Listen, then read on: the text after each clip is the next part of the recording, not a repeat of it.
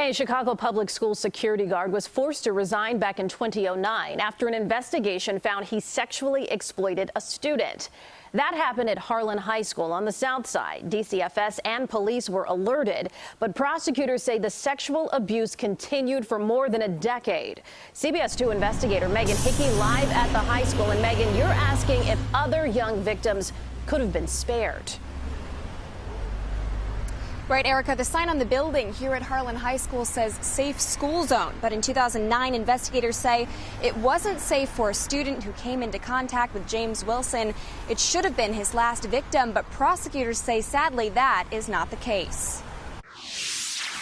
It's just sad. I don't really want to go into detail about what he done, but he is a creep.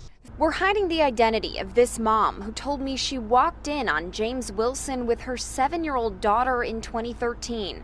She's one of the 4 victims included in the former CPS security guard's indictment last month on multiple counts of predatory criminal sexual assault. But the victim and her mother didn't know that another young girl sounded the alarm on Wilson more than 4 years earlier. CPS investigative records obtained by CBS 2 show that a Harlan High School student said he pulled her out of class, took her to a room by herself, and started asking her questions about sex.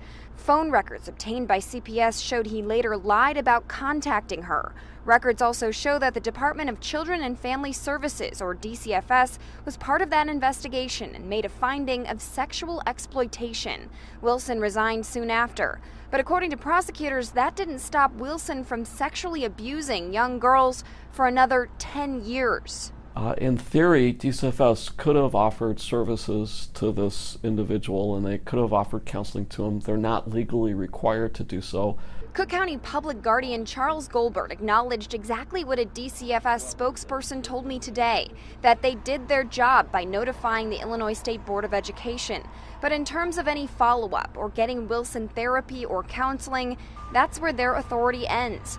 Goldberg also questions why Wilson wasn't prosecuted for something like harassment, which may have included probation conditions for monitoring and counseling. He was charged precisely with protecting children in the school district, and instead he was using that position of trust and authority and his badge to molest children. Now, several of Wilson's victims have asked why he was allowed to resign from CPS, why he wasn't fired after this report. We reached out to CPS for comment. So far, no response. Live in Roseland, Megan Hickey, CBS 2 News.